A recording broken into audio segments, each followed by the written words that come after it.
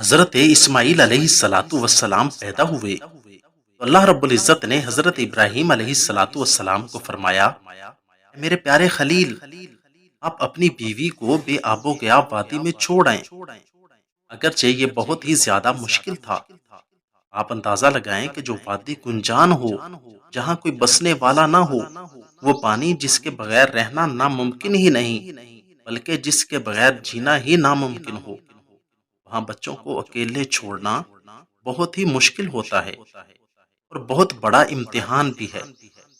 اور بچہ بھی وہ جس کے لیے حضرت ابراہیم نے دعائیں مانگی، لیکن اللہ کا حکم آ گیا تھا، تو اس سے کون انکار کر سکتا تھا؟ اور پھر یہ تو اللہ کے پیغمبر، اور پھر ساتھ اللہ نے انہیں اپنے خلیل یعنی دوست کے لقب سے بھی نوازا ہے، یہ کیسے انکار کر سکتے تھے؟ اور پھر وہی کیا جس کا حکم تھا کہ آپ اپنی بیوی حضرت ہاجرہ اور اپنے لخت جگر حضرت اسماعیل کو بیت اللہ کے قریب، جہاں پانی اور سبزے کا نام و نشان تک نہ تھا، وہاں چھوڑ دیتے ہیں اور کوئی بات بھی نہیں کرتے، اور واپس ملک شام کی طرف جانے کے لیے کھڑے ہو جاتے ہیں۔ یہ کوئی آسان کام نہ تھا۔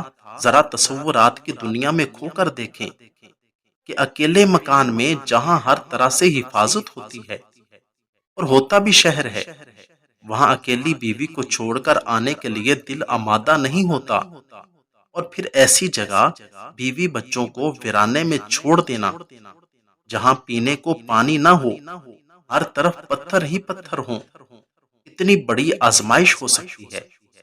بہرحال جب اللہ کے حکم سے بیوی بچوں کو وہاں چھوڑ کر واپس آنے لگے تو بیوی نے پوچھا کہ آپ ہمیں یہاں چھوڑ کر کیوں جا رہے ہیں؟ تو حضرت ابراہیم نے کوئی جواب نہ دیا۔ دوبارہ پھر پوچھا: آپ ہمیں یہاں کیوں چھوڑ کر جا رہے ہیں؟ تو پھر آپ نے کوئی جواب نہ دیا۔ آخر وہ بھی نبی کی صحبت یافتہ بیوی تھی، تیسری دفعہ پوچھنے لگی کہ کیا آپ ہمیں یہاں اللہ کے حکم سے چھوڑ کر جا رہے ہیں؟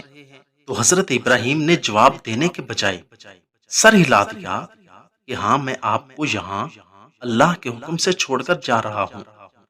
جب نبی کی نیک بیوی نے یہ سنا تو کہنے لگی کہ اگر آپ ہمیں اللہ کے حکم سے چھوڑ کر جا رہے ہیں تو اللہ تعالی ہمیں کبھی ضائع نہیں کریں گے۔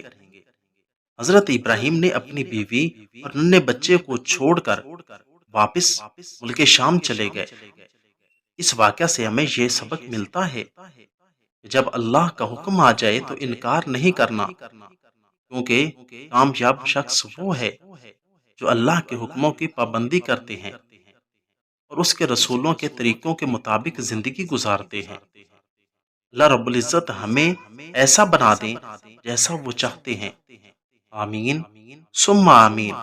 اگر آپ کو میری یہ ویڈیو اچھی لگی ہو تو ویڈیو کو لائک، چینل کو سبسکرائب اور ساتھ دیے گئے بیل آئیکن کے بٹن کو ضرور دبا دیں۔